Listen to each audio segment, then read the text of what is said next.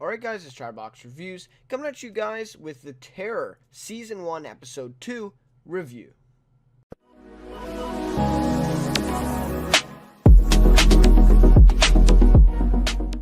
Alright, so this is the second episode now of The Terror. AMC decided to do this thing. They do it for like Fear the Walking Dead too, but they've started doing this a lot for the shows. But anyways, they decided to do this like two-hour long premiere. So basically the episode 1 and 2 back to back, pretty much on the same night. Last night, Monday night. So yeah. So anyways, like I said in my review, the first one, I got to see it on Sunday night. I tuned into that little sneak peek of the episode there on Sunday night after The Walking Dead, so I was able to see that a little bit earlier. So then I actually just tuned it at 10 last night instead of 9, and then just watched the second episode. So yeah, and I've also heard now from people that apparently the whole series is uploaded and is available for streaming on AMC or something like that, but you have to pay a pretty hefty amount to actually subscribe to it. This is what I'm hearing. I'm not, I'm not totally, knowledgeable on it, but like I haven't tested it out and tried for myself. But yeah, that's what I'm hearing. So you have to pay quite a bit of a amount to subscribe to this, to AMC Go or AMC, something about AMC. Anyways, and so then you can see the whole series. You can binge all 10 episodes already. It's already all up. So anyways, I mean, people who are not going to do that, which is probably the majority of the viewers, are stuck going week to week here with it. And I think they're doing the same thing as the premieres, and they're doing like a 2-hour straight finale as well. So yeah, so that'll be so really we'll only have 8 weeks of the show, but 10 episodes, right? So yeah, so it'll be a little bit minimized there. But that's all fine. So, anyways, I thought the back-to-back episodes actually worked pretty well. I did say I tuned in at 10, but I did tune in a little bit earlier than that just to see the end of the episode there. And I felt like they actually felt, how they fit well, actually, going back to back on each other. So, yeah, I wasn't mad about the AMC's decision, for sure, right, because they did really work together well. And yeah, so this episode, I didn't like it as much as the first one. I mean, that's not uncommon, right? I mean, a lot of shows put a lot of stuff into the premiere, to get people watching. That's a big episode for a show, especially a series premiere episode. That's a big episode. So they put a lot of stuff in there, and then the next episodes tend to be a little bit of a step down, and that's what this one was, for me at least. I've seen some people that like this one better already. So yeah, some people might, but to me at least, it just wasn't as good. So anyways, go over a quick recap here. Really not much to talk about. I really just made really general specific notes. General and specific, like two totally different words there. I mean like general things of themes instead of specific lines to each other, stuff like that. That's what I meant. But anyways, then we'll get to rating, favorite character, and some more overall thoughts, of course, towards the end. So yeah. So this one kicks off. We're now in spring. So after the crew has now waited the winter out, now they're back in spring.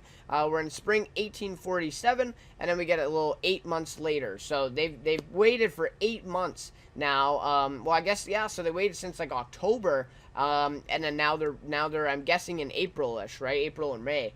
So yeah, so quite a long time has actually passed between episodes already. I feel like quite a bit of time is going to pass overall in this series, throughout the 10 episodes. I feel like we're going to definitely at least have another year go by for sure, but or at least yeah, I think so. I think there'll be another year, but anyways. So, we see some of the men are traveling back to King William's Island. I think that's what it is that they're traveling back to. I'm not exactly sure why. I think they're basically like lookout teams, right? I think they're trying to find a place in the ice where they can get through, right? Or at least try to free up a spot or something like that. So they go off with a boat. I think there's I don't know, maybe 6 or 7 of them that go out from the ships, and yeah. So and it seems like that it's a big send off. They're pretty brave guys, for going out there and leaving the ship. So yeah, so that was interesting. And yeah, and Sir John and the captains say goodbye. And Francis in this moment seems a little bit mad, maybe a little bit bitter about the situation. So and that develops later on in the episode, of course. But And I thought this was kind of cool, this look that we got after that, where they zoomed out, and then we saw the two ships just surrounded by this huge valley of ice and snow, and they're still stuck. They're still in that exact same spot after waiting 8 months. So my question is, like, how much rations and supplies do they have left at this point? I don't know, right? Like, I don't know. It's been 8 months. Of course, they packed a lot, probably even more than they needed. But yeah, I mean, after 8 months, maybe supplies are dwindling a little bit. Who knows? And they're still stuck in the ice, right? They haven't gone out yet, and now it's spring. So, that was a cool little shot. I really like the shots where they, show the ships or just like the general, Arctic where they are. I really like those shots. Feel like they're really cool and puts you in perspective, like really what these people are, what these guys are dealing with. So then the group of the men that go out find this like stone monument on the island there, and they leave a message in a little pipe inside of this monument thing.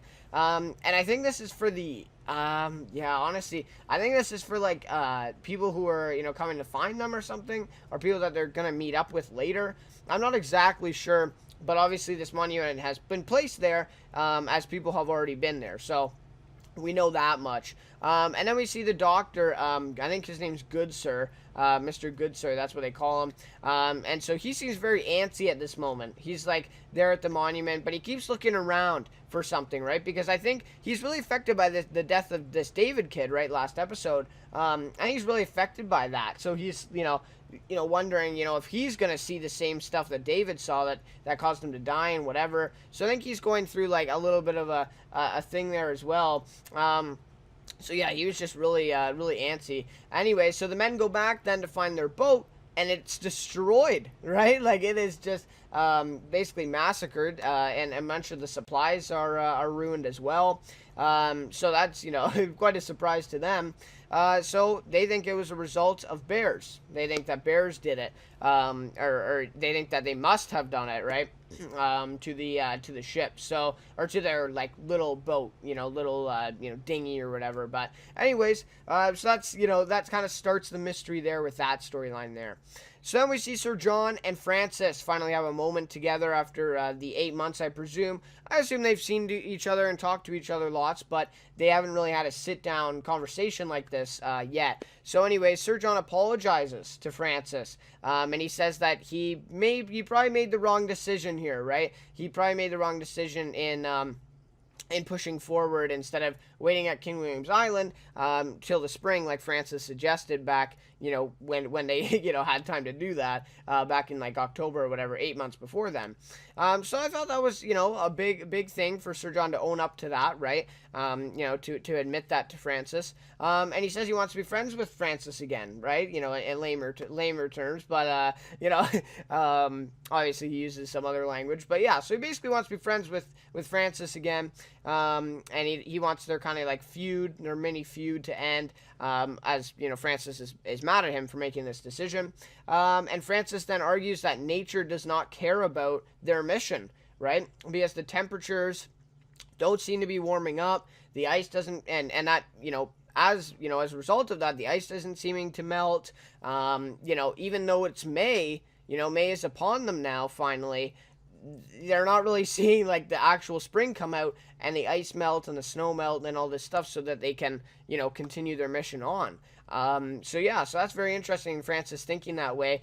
We see like a little bit of him like kind of thinking pessimistic here, especially with like a conversation that happens a little bit later with a man as well on his ship. And he just seems really negative about it. Like, he doesn't seem like, he thinks that, they're going to make it or whatever, right? He just kind of seems a little, put off by it. But anyways, so that was an interesting little scene there with Sir John and Francis kind of finally making up there, seeing eye to eye.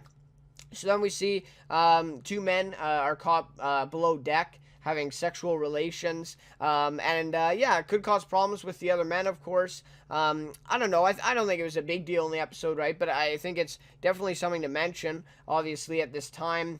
The other crew members probably not okay with this, right, probably not okay with two homosexual men as part of the crew, and if they were found out, Who knows what Sir John would have done to them? Maybe they'd be punished for it. Maybe they'd even be kicked off or something like that, and they just leave them on their own. Who knows, right? Who knows what would happen? But anyways, probably not good if this guy who catches them tells Sir John or Francis about it. So yeah, that's just something to keep our eyes out, or keep our eyes on, and see if that develops into anything. We do see what was his name?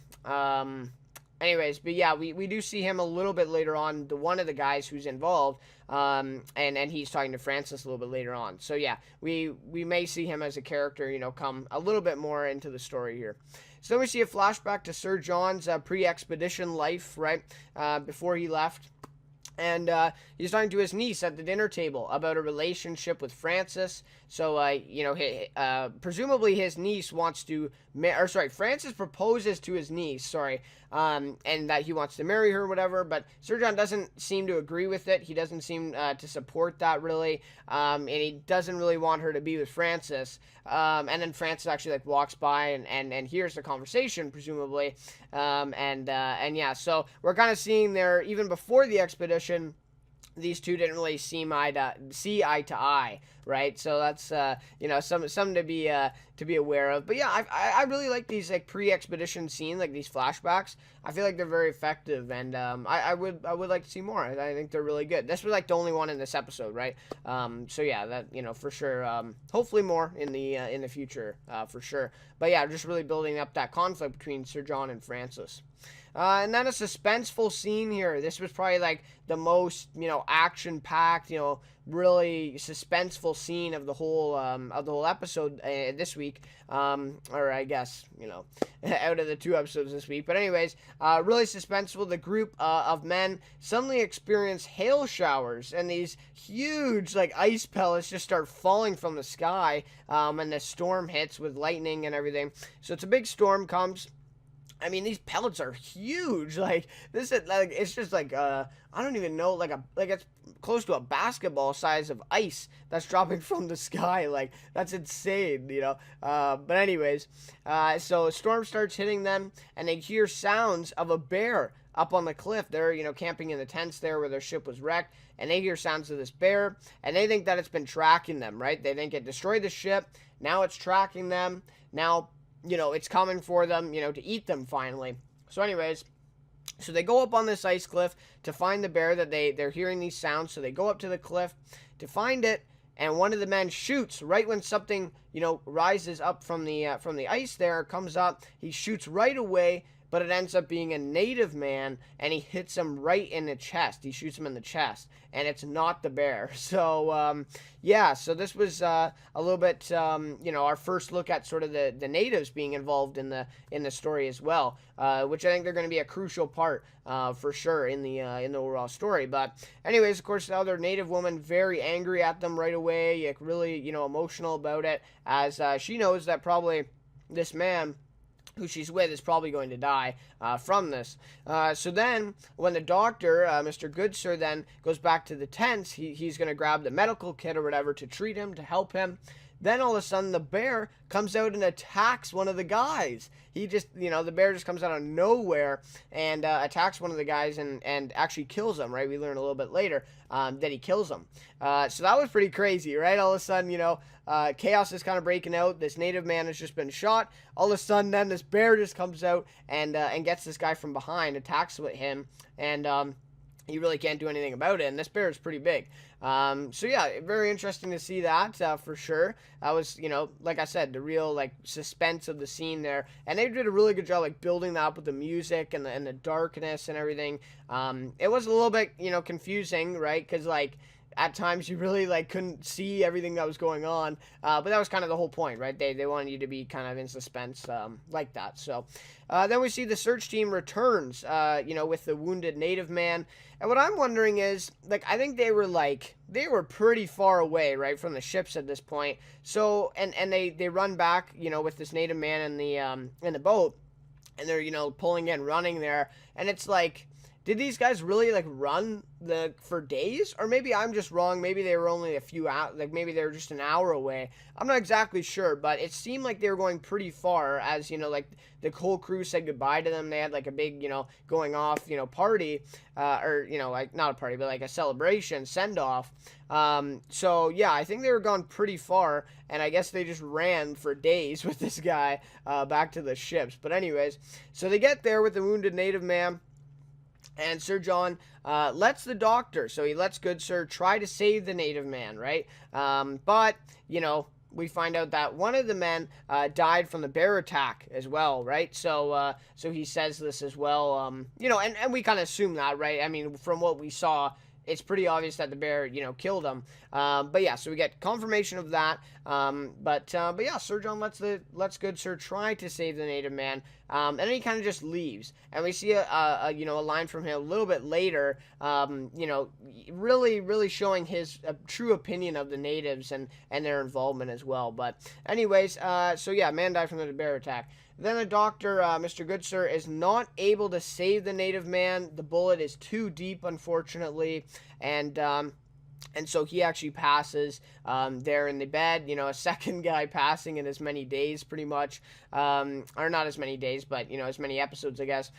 So yeah, the woman's very upset, obviously, and then we learn it was her father. So yeah, very tough loss for her, especially that it could have been avoided, right? The man, got shot, as the crew thought it was a bear. So yeah, just wrong place, wrong time sort of thing there. Really unfortunate. And the man, yeah, he dies on the bed there. So yeah, tough situation there, of course. And I'm sure, the crew does feel really guilty about it as well. So then we see Sir John and James. His name is what's his? Oh yeah, James Fitzjames is the guy's name. I kind of figured that out at the end of the last episode, but like at the this episode I really figured it out. But yeah, it's just kind of weird, like James Fitzjames. It's like this, basically like Billy. Like it's the first name, as both names. But anyways, so him and Sir John question the doctor, Mr. Goodsir, on what happened out there, right? And they want to know, right? They want him to tell them what the hell happened. So anyways, so the doctor tells him that the man lost a lot of blood after the bear took him, basically, and he must have died. There was no way that he survived with all that blood lost. But they technically didn't actually find the guy dead. So apparently the bear took him back with him, but the blood they saw on the ice and everything, there's no way that he would have survived that. So definitely, basically confirming, he's dead, right? There's no point in looking for him or trying to save him, that he is unfortunately dead. He has passed. So I think that puts the total, up to three crew members are now dead, over the course of what we've seen so far, right? So yeah. So then he also tells them that some of them think that the bears may have tracked them back to the ships. So that's a big worry, right? I mean, no, I think the crew, there's a lot of them. I think they could take out a couple bears if they needed to. But still, definitely a threat, right? If the bears actually really did track them back, that could be a problem, right? So a couple of the crew members, had that idea, and they think that maybe, what is happening. They may see these bears come back. So then he also points out that the native man had surgery before, as he had his tongue cut out. So that the man couldn't actually speak because he didn't have a tongue. So this just raised a little bit of a mystery. We're not exactly sure what this means. Obviously there's people there before, so maybe they performed surgery on him. What had happened to him? Who knows, right? But yeah, so that was just kind of a weird little fact. I feel like that's going to maybe come back a little bit later. But yeah, kind of just an interesting thing thrown in there. And then this was the quote I was talking about. Sir John then says, "These people are not our concern." So, that just shows how Sir John really views these native people as not equal to them at all, right? They're just, they're not our concern, leave them, whatever. So I would say the doctor's pretty lucky that Sir John even let him try to save him, and use resources. So yeah, obviously Sir John doesn't really care about him. But I would say Francis thinks otherwise, because I think he cares actually about these people. he speaks their native tongue as well. He's he's a very good speaker of that. And yeah, I think he does care. I think he actually does care about these people. Now, probably not, equally to his crew members, not to his men. But I think he does care about these people, quite a bit more than Sir John does. And I mean, that's not hard. Sir John really doesn't, care about him at all. But yeah, so I think Francis does. And I think that's another, thing where they don't agree on as well. Francis is a little bit more, feeling and has more of a heart, I would say, than Sir John. Sir John's a little bit, more gung-ho, like he's leading the men to this mission, right? And that's all he really cares about right now. So yeah. So then we see Francis, this is at the very end of the episode here, he travels back to the Terror, his ship, to question the native woman that they take back to his ship after her father passes. They take her back there. Or I guess she maybe is on the Terror already at that point. So anyways, she tells them that they need to get their ships out of there, or out of here, she says. And this whole time, like I said, Francis is speaking to her in her language. So, yeah, that's, very, very interesting there. And then Francis then tells her that they're stuck. They're just waiting for the snow to melt. They want to get out of there. They're not trying to stay. But they have to wait for the ice and the snow to melt in order to get going. And then she tells them that if they stay here, they will disappear. What does that mean? Wow, right? And then the episode ends. That's it. They kind of look at each other and they're like, disappear, right? And then all of a sudden, episode ends there, and that's it. So yeah, very good cliffhanger there for sure. What does that mean? What does disappearing mean? How is this? How does she know that people disappear here? Right, so definitely adding some mystery there. I got a little bit of a kind of a chilling feeling when I was watching that. I was like, that was a really cool way to end the episode here, for sure. So anyways, that'll just about do it for the recap here. Now I get to my rating, favorite character, and some more overall thoughts. Alright, so in terms of a rating for this episode, I'm going to give it a 4.3 out of 5. Yeah, like I said, I think I gave last episode a 4.5 or 4.6, I think. I did like that one better. I felt like that one, just was a little bit better. Not really as much action in this episode for sure. Last episode we got introduced to a lot of things. We had a death happen. That was really, we had a death in this one, but that David death was a little bit more significant, had a little bit more impact. So yeah, not as good as last episode. And there was really, like I said, only one really good action suspenseful scene. A lot of it was conversations and all that stuff in this episode, and not really any horror displayed. Other than the bear attack, I don't really know if that's sort of like the horror, aspect. That does happen in real life. Obviously it's scary, right? And a man does die in this one, but, not compared to that, like, figure chasing, Mr. Collins in the water last episode. Not even close to that. And David, like, seeing a man in his room, not close to that, right? There's none of that in this episode, which I was a little bit surprised on. I thought we would get, a glimpse of that again, or at least like a tease. But yeah, we didn't really. The last line was like, you're going to disappear. That's pretty, scary there, kind of chilling there. But other than that, that bear attack, okay, but we really didn't see any, like, supernatural sort of stuff in this episode, at all. And I thought, they really started to develop the characters and the backstories a little bit more in this episode, which is definitely a positive. I felt like they didn't really do that enough last episode. I feel like I was a little bit in the dark about some things that were going on. I was more intrigued with, what's on the screen now, not really like,